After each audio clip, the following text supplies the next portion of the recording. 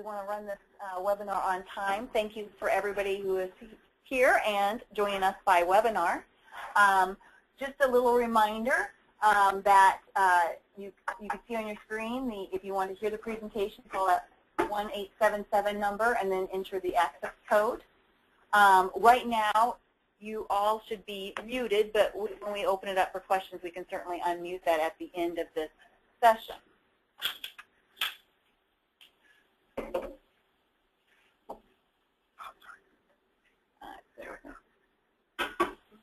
Excuse us 1 second, we're having some technical difficulties.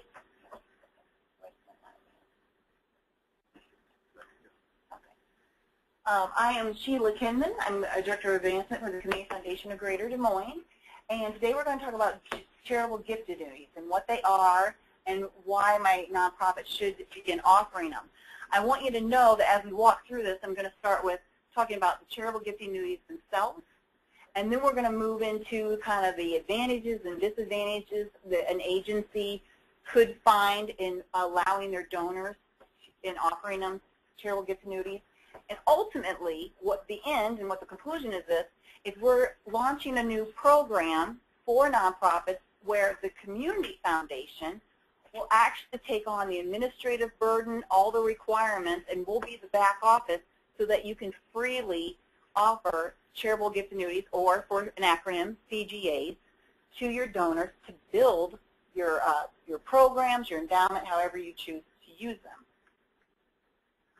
Just to talk briefly about the CGA Partnership, I will tell you in the past, even the Community Foundation, we offered CGAs, but we were real hesitant. We didn't care for the administrative piece. There was a little bit of risk, and so we always kind of shied away from them. Well, the Charitable Giving Resources Center came to us and gave us a solution that we love, and we can pass it on to our nonprofits. So they have an even playing field with the big universities. You've got the hospitals. These are large nonprofits that have a lot of resources behind them. Good for them. Well, what about those small to medium-sized nonprofits who could benefit from a CGA program? Well, we're here to tell you today that this new program allows you to offer these CGAs to your donors. So what we did is we came up with a way, if you read this slide, together we help eliminate the administrative details and the hassles. And again, it allows any nonprofit to be on a level playing field when offering this to their donors. So let's talk briefly about what a CGA is. And some people are at different levels on knowing how these work, but let's just have a reminder here. So a charitable gift annuity is an agreement in which a donor makes a gift to a nonprofit and in turn receives guaranteed annual income payments for the rest of their life and or the life of one other person. So your ideal donor is, well, we have a minimum age of 62 years or older.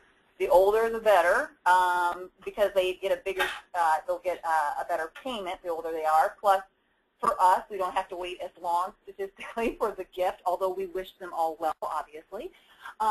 But again, your best type of donor for this is, and I hear it all the time, especially nowadays, you have somebody in their 70s and they're going to live many years more, and they're just hesitant. They want to be charitable, but they're hesitant because they don't want to give up that asset because they don't know what kind of long-term care they're going to need and all that good stuff. So this is a way to offer donors that a charitable deduction. They can see, they could feel charitable during their lifetime and leave a legacy, but still benefit from having some guaranteed income, which I'll show you in a little bit, is at a much higher percentage rate than your normal CD or savings account. That's what a charitable gift annuity is. Who determines the annual rate? So remember I just said that the donor gets a guaranteed payment out of this. Who's determining this stuff? Well, the rate of payment of each CGA is dependent upon the age of the donor at the time of the gift. And there's this whole life expectancy table that is used by the American Council of Gift Annuities. And that's who we use, and they're the most popular to use for CGAs. And they've got a pretty good track record on all that. Let's see, and I already mentioned, the older you are when you start receiving payments, the larger the payments are. Donors can choose to receive a lower rate of return for their payments if they wish. So you're thinking, now why would a donor do that? Well, we do see it from time to time. They find out what the rate is ahead of time before they even sign on. They realize, no, I don't need quite that much, and they will lower it at the time they sign on. Or I've also seen donors where they live a little longer getting their payments, and then they realize, hey, I thought I needed them, I really don't, and they can give it up. And the CGA can shut off, and their assets can transfer to the nonprofit, which is absolutely wonderful. So you do see that from time to time. Let's see, types of charitable gift annuities. Let's just talk briefly about these. There's a single life and a double life, and I think they name these appropriate because it's just like it sounds. A single life is based on one person, payments made for the rest of the life on that person. So again, upon death, then the remaining funds go to the nonprofit. A double life, just like it sounds, is based on life of two people. Payments are made to both people, so it's second to die is what you're waiting for. The rate is based on their ages and is determined by a two-life table. Upon the death of the second person, the remaining funds go to the nonprofit. This can impact the rate too. A single life gets a better rate than a double life typically as well. Now, you also need to know about deferred gift annuities and flexible gift annuities because we can offer both. And deferred, just like it sounds, if you choose a date in the future to begin receiving payments when you set up the deferred gift annuity, the date must be more than 1 year and a day. So why would somebody do this? Well, I see this a lot where you have a donor that maybe is, let's say, 62, and they need the charitable gift deduction now. They're working, they're earning an income. So they need the deduction now, but they don't necessarily need the payments right now because they're probably working. They have an income stream. Well, if they choose that they're going to retire at 65 or 66, then that's when they'll instruct for the gift annuity payments to kick in because the deduction's not as important because you don't have an income stream, and because you don't have an income stream, you're liking that starts up at a later date. A flexible gift annuity, not as popular as the deferred. A flexible one is where you reserve the right to name it down the road. So you still have to obviously be over 1 year in a day, but you might choose 10 years down the road. These are not as popular because there is a little gray area on the IRS if they're comfortable with this. So we can do them, and you can, but sometimes you don't see them as much because of that. So how do you fund a gift annuity?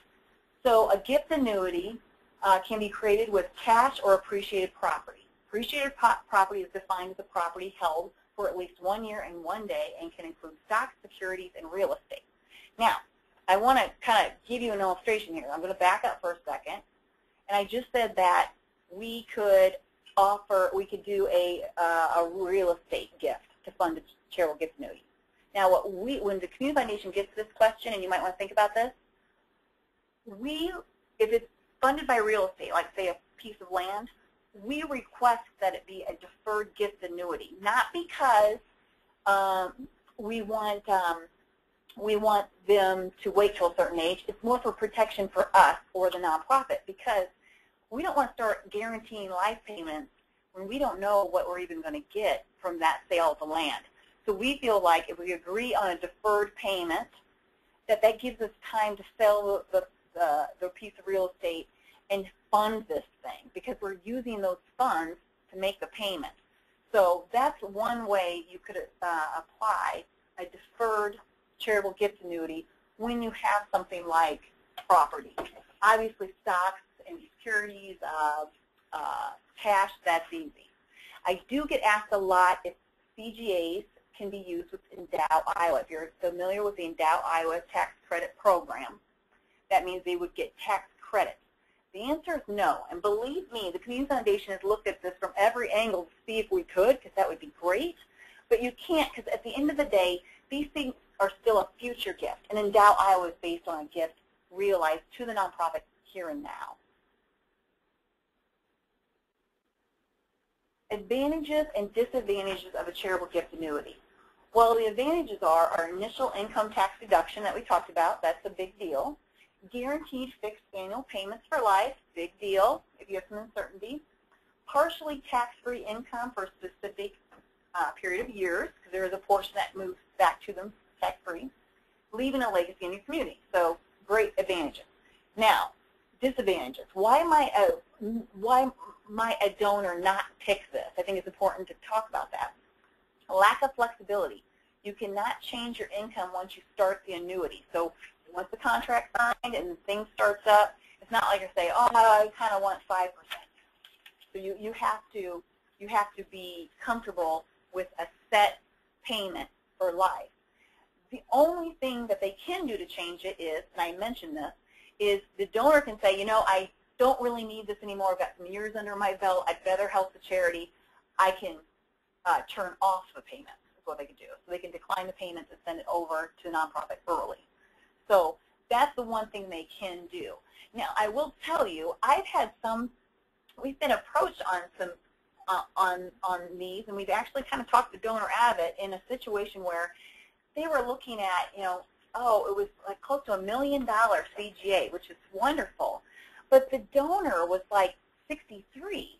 Well, he's going to live a long time, and that's a lot of money to be fixed for a long period of time. So again, I think the lack of flexibility can be of concern to your donor, and something that I think they would appreciate your individualized conversation on whether this is the best solution for them. How does this look to the donor? So something the Community Foundation does in this program for you is they would get an illustration. And the illustration is where we would get the basic information on the donor, the age, the income bracket, things such as that. And we have actually a checklist of things you'd want to get from the donor. And we plug it into a program, and it cranks out this illustration of what would the payments look like, the tax deductibility look like. And it's a wonderful thing that you can take with you and show up with the donor and say, if you're considering this, here's what it would look like. Because obviously somebody doesn't want to sign up unless they have some idea of how this thing's going to work. And I will tell you, I have more donors that they don't even believe it. It seems too good to be true. And to the common person who's not familiar with this, it is a great deal. And your best candidates for CGAs are the people who have CGA set up already, because I think they figure out how slick it is. And I have a few donors that, like, this is their 5th and 6th CGA. So once they get the feel of it, they usually do more. And also statistically, if they have a CGA with you, you are more likely to be left in their will in addition to the CGA, is what I've been told. So I talked about this illustration, and part of the illustration that I wanted to show you is what we have here on the screen. So we have a 75-year-old donor, $15,000 gift. By the way, that's the minimum CGAs that we will do. Why is that? I've seen some nonprofits that will go down to $5,000. I don't think you can justify the admin costs, because in theory, you're only going to get $2,500 from a $5,000 one. Why would you want to take on all that paperwork? So when you do the math, it's really only worth it to the nonprofit if they're going to get at least roughly a $7,500 gift is what we'd like to target, half of the $15,000.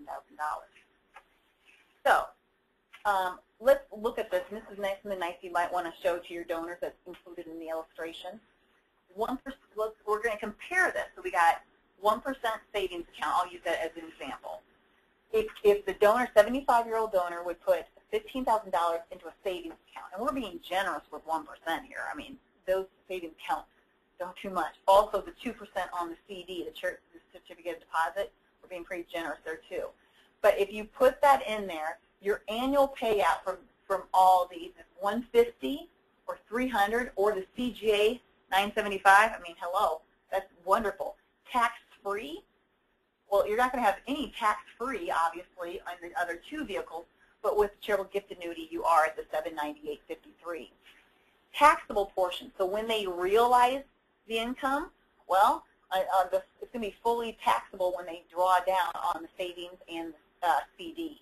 But in the Charitable Gift Annuity, remember I mentioned this is partially tax-free, they will have much less to realize as income.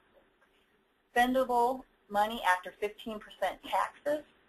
Again, if you look at that, so we're taking out the taxes and what can you actually spend? Well, again, you can compare the three and see the charitable gift annuity certainly has that benefit.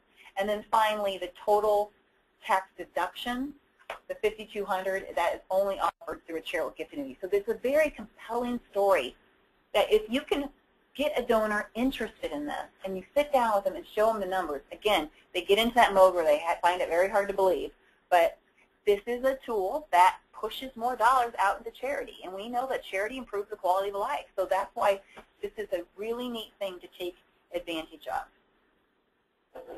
Donors benefit from a CGA. So we have some parameters on this, and we said that donors 62 years of age or older, again, you don't want them too young, committed individuals wishing to give but needing security of income for retirement, like we said, donors wishing for their income stream to be continued but being relieved of the investment responsibilities. You do see that from time to time. They like the idea of handing over this asset and somebody take over the investment piece of it, which is nice. Donors with highly appreciated but low income producing securities or other property. That's a perfect thing to give away because it's highly taxable. Where do I find these prospects? So I did say again, donors who already have CGAs are a beautiful thing because they know it and they like it and they usually sign up for multiple. Your current donors, that whole donor base, alumni and membership groups, if you have that part of your constituents, volunteers, senior staff, auxiliary board members. You know, I always picture my strategies are like a bullseye. In your center of your bullseye are your hot prospects. I mean, they know you, they love you, they're engaged. CGAs to me are really those center of the bullseye people. Your outer people are the people that, they know about you, you know. But again, they are having a certain level of commitment because at the end of the day, this is a planned gift. It's a gift that will not be inherited by the heirs. They're giving this away. And so a high commitment level are your best prospects, again, in the center of your bullseye. This sounds great. Okay, so remember I told you we're going to talk about what this is and, you know, what are the benefits and maybe the little bit of negative side to what we have to think of if we want the full picture.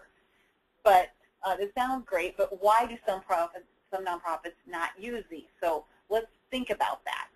If you as a nonprofit on your own, and you did not do this program, you're on your own and you want to offer CGAs, those assets will be listed as a liability carried on your books until the donor or donors die. Administration can be time-consuming. Before we had this partnership with Charitable Giving Resource Center, we shied away from those CGAs, again, because the administration was so burdensome. This new program, you'll love it because it takes it off your plate. It's completely turnkey and slick. It's not instant income, or at least it shouldn't be. We mentioned that. But at the same time, it can be tempting for some nonprofits to co-mingle these assets in with their other investment portfolios, which that is a no-no because the CGAs need a unique kind of portfolio geared towards their goal, not the same goal as your regular endowment or other funds. Some nonprofits have been tempted to kind of dip in to the gift. So the donor's still alive and they're like, well, you know what, we could probably take a little, maybe we want $5,000 out of that, but we'll get it paid back. That's a bad temptation. You wouldn't want to go there, and nor does this program go there. CGA dollars need to be invested conservatively to cover annual payments. Just like I mentioned, it's a unique investment approach. Fundraising staff historically has not been comfortable discussing this topic, which again, if that is the case in your shop, we have solutions with this program that I'm going to cover in a second to help realize these CGAs, because there's nothing worse than having this partnership and offering them, but if your frontline staff aren't comfortable talking about it, well, then what's the point? So we'll get around that. How would my nonprofit qualify to offer CGAs? So again, we're talking about if your nonprofit went out on your own, you're not going to use this program, you're going to do it as standalone. Here's what you would have to do on your own to make it happen.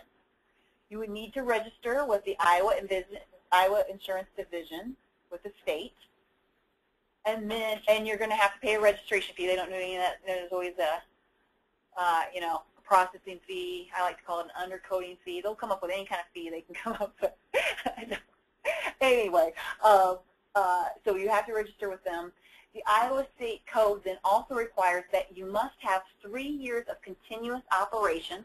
I think all of us can manage that, right? We've been in, we've been there. We're old enough, but it's something that you'd have to have.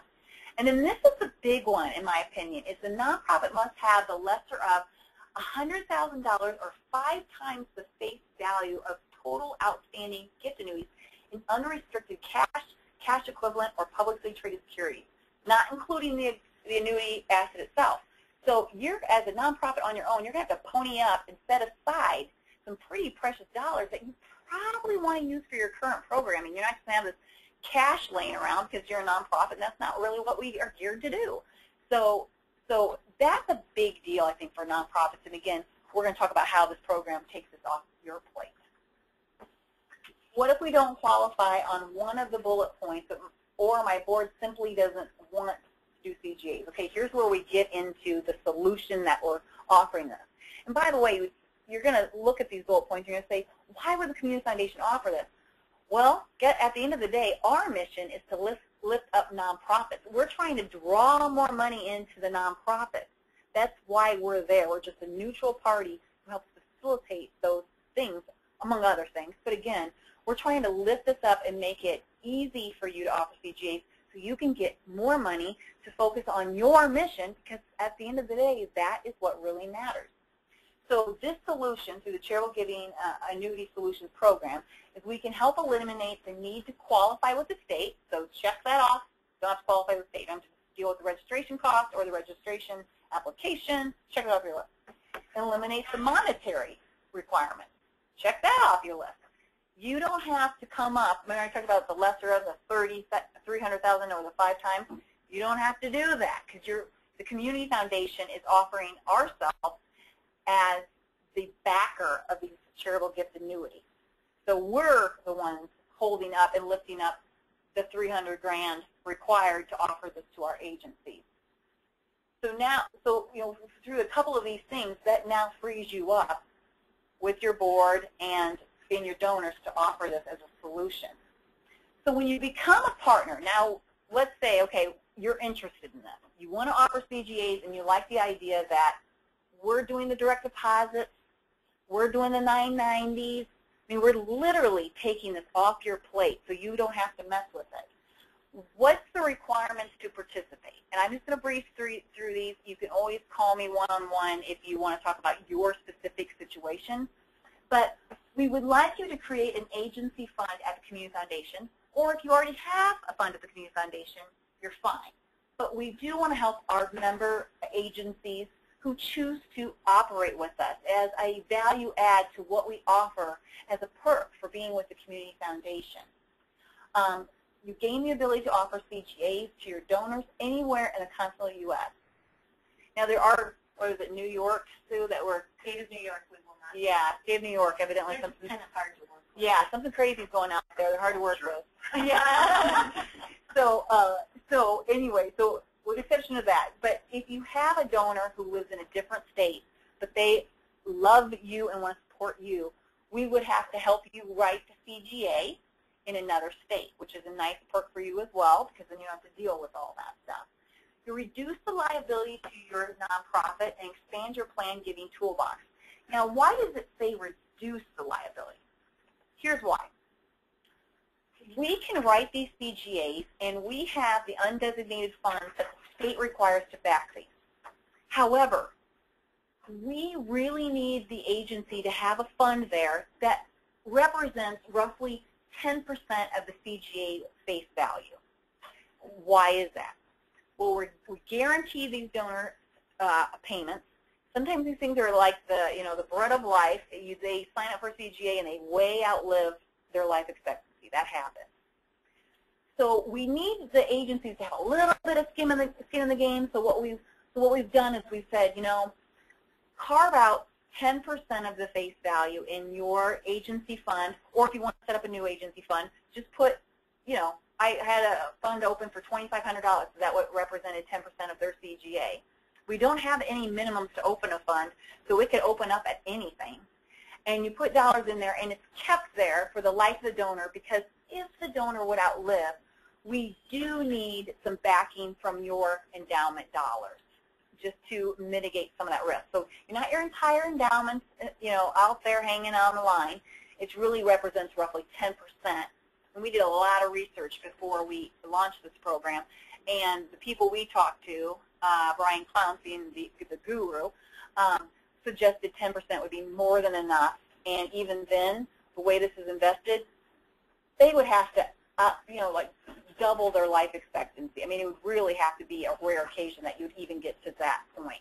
Because with a CGA, they would have to live through their first half, then they'd have to live through yours, the other half, before they'd ever get to any of this 10% backing, we'll call it, of this. So that's important to know. So it's something that's there as a safeguard, but I won't say never, but it's highly, highly unlikely we would ever get to that point where we would need it.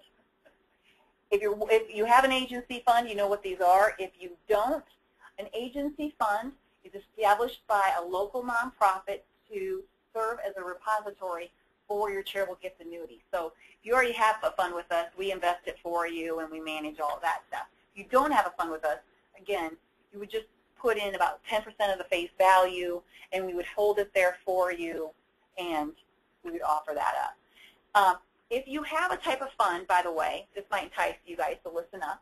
If you have a type of fund that you're just going to set aside for a charitable gift annuity and you're not ever going to dip into that, Community Foundation really doesn't have a lot of work with that, so we're not going to charge a fee on that fund. So if that confuses you, what you just said, email me or call me, but we're not going to charge on assets that aren't in your fund yet technically. I mean, you do have some backing in that as a safeguard, but again, we're not having to do anything with it, so we didn't feel like we needed to charge a fee, so that is for free. The Community Foundation of Greater Des Moines holds and invests the assets, providing responsible and professional fund management as well as total administrative duties. This is part of this process is Charitable Giving Resource Center has a wonderful investment arm. They have this down where they know exactly the mix they need for investment to achieve the goal of the charitable gift annuity. Administrative duties, we're doing the direct deposit. We don't do actual checks because we have found that donors forget to cash them and different things like that. So they just have to turn in a voided check to either a checking account or a savings account. They can do whatever, but we just need to get the bank that they want that sent to, and if they picked quarterly, payments go in there quarterly, monthly, whatever they pick. So again, you don't as a nonprofit, you can focus on your mission and not have to be like, oh, we got to get this payment out in the 990s and all that stuff. It's off your plate to offer this. What does an agency fund get me? So let's talk about a few additional services that we're going to help you with. So what we're also going to offer you is this turnkey pack of information to start the CGA program. Remember I said if you can start the CGA program, but if you don't have frontline staff who's comfortable with it, or you have to reinvent the wheel and create all these new marketing pieces, it's burdensome. We're trying to lift that off your plate, and we have a kind of a CGA program in a box. We have sample newsletters, brochures that you can customize, checklists. We'll even offer, if you don't feel comfortable taking on the first donor by yourself, sometimes you've got to experience one. A staff will accompany you. I actually have a nonprofit in Ames who has me going with her to her first donor meeting at Gateway, and they're going to introduce me. I'm not representing the nonprofits. I don't get into any of that. All I'm doing is simply laying out the facts, and then I'll walk away, and they cultivate that donor. And we let you. It's important that you know that we respect your relationship with the donor. We're not going to all of a sudden have them under the umbrella and start to make friends with them. I mean, obviously we want to give them good customer service, but the idea is you maintain the relationship. We're behind the scenes taking care of these different services. So let's see. I think it covers all. So templates for advertisement, pre-written articles, all that good stuff. So again, we're trying to eliminate barriers for you. What's the cost to your nonprofit? So the cost of the nonprofit is, and we want to be very transparent about this, An administrative fee will be charged to each CGA by the Community Foundation, and then the investment fee is roughly 0.79. Now, is the nonprofit billed for this? No. This is actually removed from the assets from the donor. This is what happens with it. So this is not a separate invoice situation. It's per CGA, and it's removed from the CGA assets. We should note, again, as we did a lot of research on this thing, 1.79 is outstanding. I dare you to shop around and find cheaper. We've heard 2% is excellent. Well, come in at 1.79 is very good. But obviously you want to know the fees associated for it. So who do I call to find out more? So if you're interested in this, you could reach out to me, Sheila Kinman, at any time, or Sue McEntee with the Charitable Giving Resource. She's wonderful. I mean, Charitable Giving Resources, by the way, if you're not familiar with them, they can offer you a ton of services that we're not even covering. I mean, this is just one sliver of what they do. So I would encourage you to reach out to Sue if you have questions or, again, just want all kinds of information for comprehensive services. And Sheila's probably thinking, what is this LinkedIn thing? That's new. Yes, although Gina did tell me about that. Good. Do you want to cover it? Sure.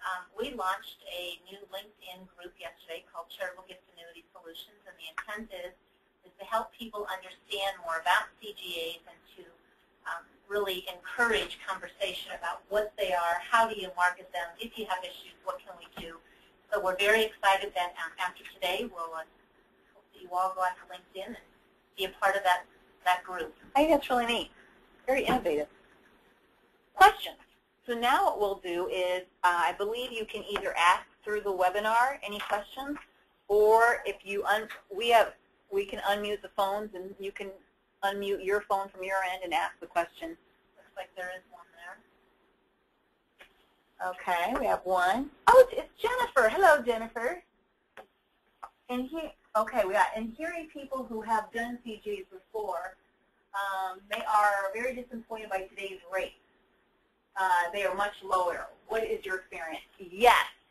You know, that's a good thing you point out is the biggest complaint you used to have with these CGAs are the rates have been going down over the years, and they continue to go down. And if you're not familiar with what we're talking about, that means the rate, the payout rate the donor would get.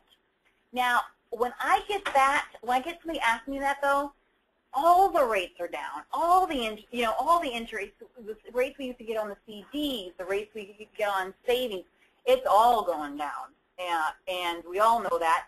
But if you go back to the chart and you compare it to the savings or the CD rates, they're down too. But the CGA is not as low as theirs. So I do get that concern, and that is typically how I talk about it. You know, if the donor's still not happy with the rate, we do not negotiate.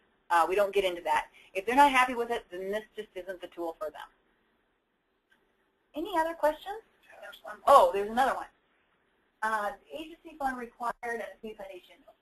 Okay, if it is an endowed IOFA. Yes, that's a good question. Thank you. So there's two kind of funds that nonprofits can hold with us. An agency fund, which you can get at 100% of that principal if you need it. So that's a very flexible one. And then there's Endow Iowa Fund. And that one's capped at a 5% spend rate per year. That's the state, not necessarily the Community Foundation that sets that. You can use either fund. We don't mind. If you have an Endow Iowa Fund, go ahead and just use that one. That's even better because it's guaranteed in there, and it only has a 5% spend rate, so that's it's not going to you're not going to have taken out 75% of it. So either one is fine. Any other questions?